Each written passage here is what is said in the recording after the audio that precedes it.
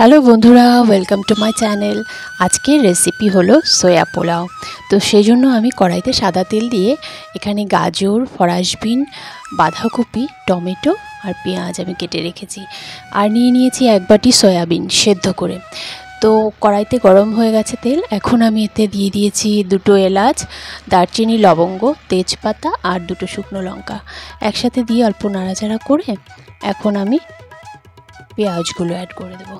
পেঁয়াজ কাটা আছে সেটা দিয়ে দিলাম। তো হালকা গোল্ডেন ব্রাউন করে আমি ভেজে নেব। সুন্দর ভাজা হয়ে গেছে পেঁয়াজ। এখন আমি যে সবজিগুলো কেটে রেখেছি একে একে সব দিয়ে দেব। সবজি দিয়ে বেশ কিছু সময় ভাজতে হবে।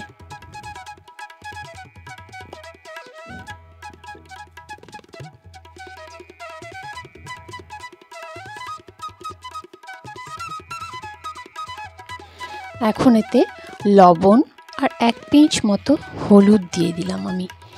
হলুদ আপনারা না চাইলে না দিতে পারেন, তো আমি এক পিঞ্চ অ্যাড করেছি। এখন সুন্দর কম আঁচে ঢেকে ভাজাও করব, প্লাস সেদ্ধও হয়ে যাবে। এই মুহূর্তে আমি সয়াবিনটা অ্যাড করে দিলাম। সয়াবিন অনেকটা সময় ভাজতে হবে, নাহলে খাবার টেস্টটা ভালো লাগবে না যদি কাঁচা গন্ধ করে। তো খুব সুন্দরভাবে সয়াবিনটা ভেজে নিতে হবে। এই মুহূর্তে আমি এতে ড্রাই ফ্রুটসগুলো অ্যাড করে দেবো যাতে ভাজা হয়ে যায় সুন্দরভাবে।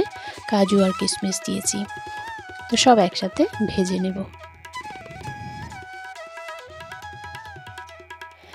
আর দিয়েছি জিরে আর ধনের গুঁড়ো অল্প ভাজা করে, তো হালকাভাবে দিয়ে দিয়েছি।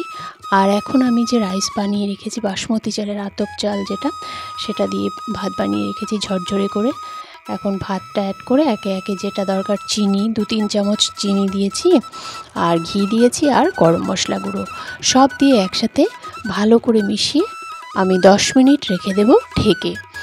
তো বন্ধুরা, যদি এই রেসিপি ভালো লেগে থাকে অবশ্যই লাইক শেয়ার করে চ্যানেলটি সাবস্ক্রাইব করে দেবেন। তো দেখুন রেসিপি রেডি হয়ে গেছে। তো দেখা হচ্ছে নেক্সট ভিডিওতে। টাটা।